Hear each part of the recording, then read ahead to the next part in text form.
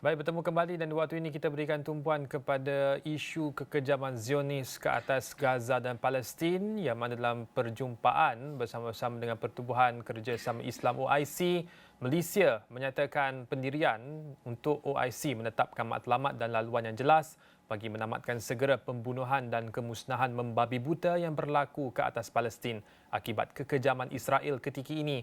Dalam hal tersebut, Menteri Luar Datuk Seri Zamri Abdul Kadir berkata Malaysia antaranya mencadangkan agar negara-negara anggota OIC bekerjasama dengan semua rakan kongsi ke arah mencapai kesedaran global mengenai isu Palestin. Selain itu, Zamri berkata OIC perlu bekerjasama rapat dengan negara-negara yang sependapat termasuk di luar OIC serta organisasi antarabangsa dalam memberi tekanan kepada mereka yang mengamalkan dui standard. Ini bagi memastikan semua mematuhi prinsip undang-undang antarabangsa, hak asasi manusia antarabangsa dan undang-undang kemanusiaan antarabangsa.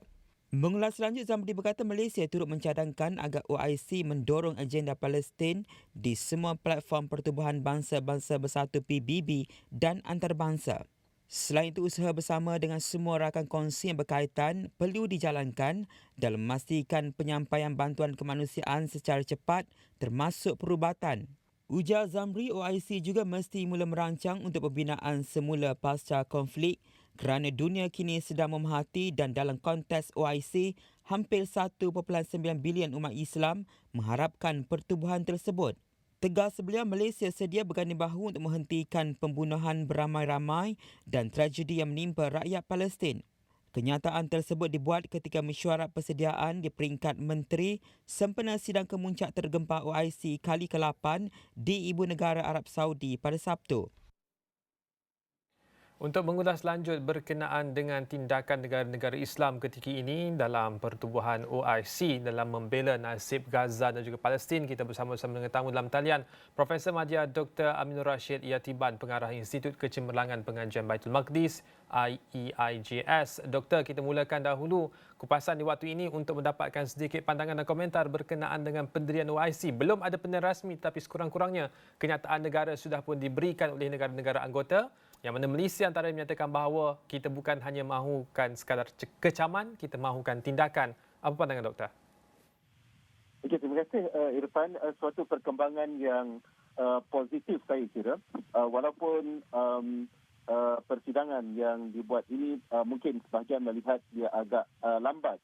Tetapi sekurang-kurangnya telah ada satu inisiatif ataupun suatu platform untuk negara-negara anggota kerjasama negara-negara Islam ini untuk melakukan suatu tindakan ataupun membuat keputusan yang lebih konkret, dan saya kira peranan Malaysia dan beberapa negara anggota yang lain untuk memberikan suatu penekanan perlunya tindakan segera bagi menghentikan pembunuhan beramai-ramai di Gaza adalah suatu perkara yang sangat-sangat diperlukan dalam keadaan yang genting hari ini.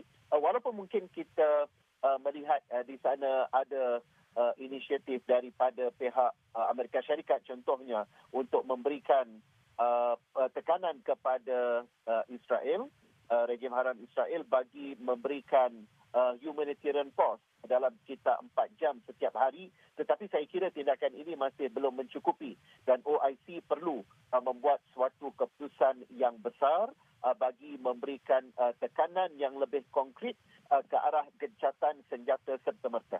Ya, apakah bentuk tindakan tersebut, doktor? Kerana seperti mana kita maklum bahawa Palestin bersempadan dengan Jordan dan juga Mesir, dan kita faham bahawa ketika ini satu-satunya laluan untuk masuk ke Gaza melalui lintasan Rafah ketika ini masih lagi berhadapan dengan sedikit tekanan untuk memasukkan dan membawa masuk lebih banyak bantuan kemanusiaan kepada rakyat Palestin di Gaza. Tindakan yang bagaimana seharusnya kita berikan tumpuan, doktor? Adakah operasi bersama di antara Jordan dan Mesir yang pernah berlaku sebelum ini, doktor?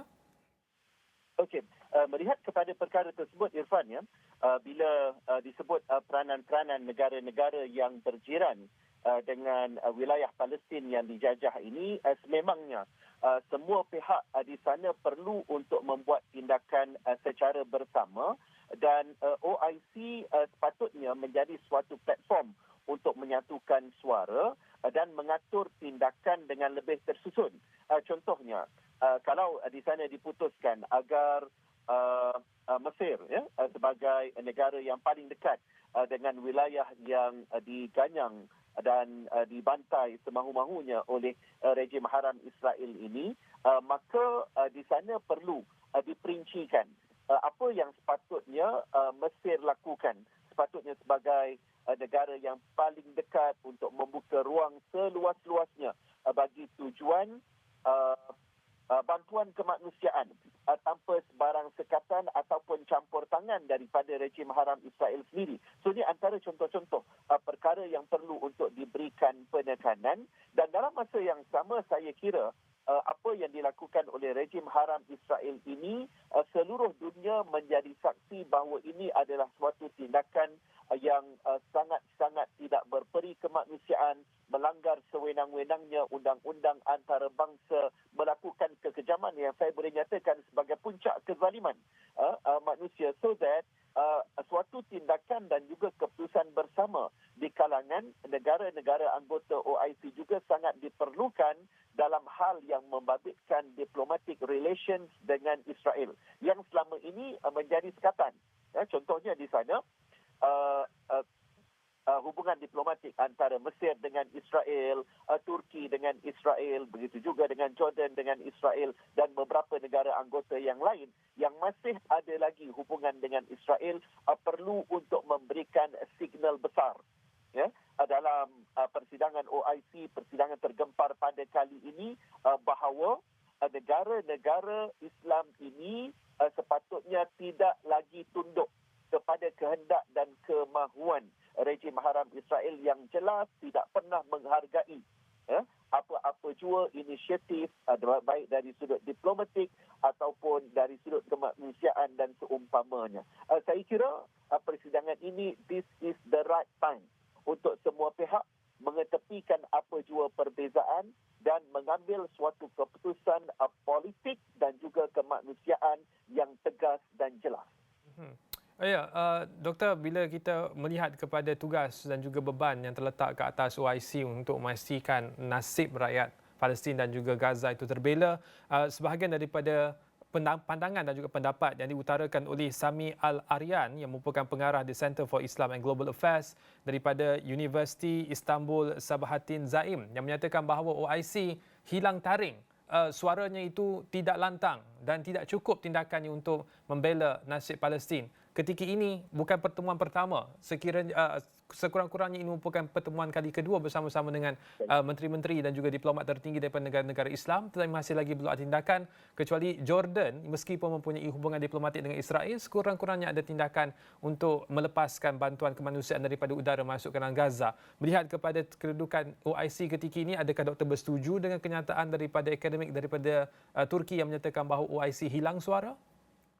Okey, dalam hal ini saya boleh bersetuju dengan pandangan beliau bahawa OIC, saya sebut di awal tadi bahawa persidangan ini walaupun sangat ditunggu-tunggu dan memberikan satu signal yang positif, tetapi kita perlu menerima hakikat bahawa ia adalah satu yang agak lambat dalam sudut tindakannya, sehingga mendorong kepada sebagaimana Irfan sebut tadi, ada beberapa negara anggota yang mengambil inisiatif sendiri pada kapasiti mereka sendiri bagi tujuan bantuan kemanusiaan segera.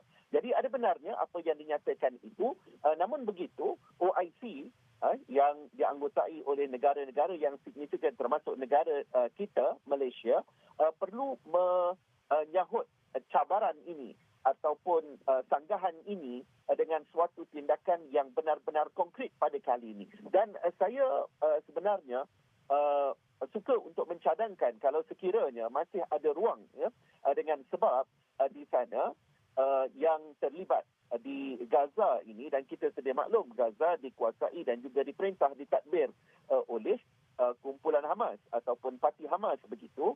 Jadi dalam konteks untuk memberikan penyelesaian yang sustainable, penyelesaian yang konkret, saya kira masih belum terlambat untuk dilibatkan juga wakil Hamas dalam persidangan ini, ataupun mungkin ditubuhkan jawatan kuasa dan kemudian membuat perbincangan, perundingan dengan pihak Hamas sendiri yang bertanggungjawab kepada bumi Gaza. Dalam hal ini saya kira walaupun di sana ada komentar-komentar ataupun sanggahan tentang peranan OIC perlu untuk membuktikan pada kali ini bahawa mereka boleh benar-benar melakukan tindakan yang meyakinkan demi menyelamatkan kemanusiaan di Gaza, insya-Allah. Baik, terima kasih Profesor Madya Dr. Aminur Rashid Yatiban, Pengarah Institut Kecemerlangan Pengajian Batu Maqdis atas pandangan sebentar itu tadi, dan kita akan terus mengikuti perkembangan persidangan tergempar OIC ini dan bawakan perkembangan itu dari semasa ke semasa. Terima kasih sekali Doktor. Itu sahaja untuk tumpuan fokus minggu depan kali ini, dan saya Irfan Faruqi. Salam hormat.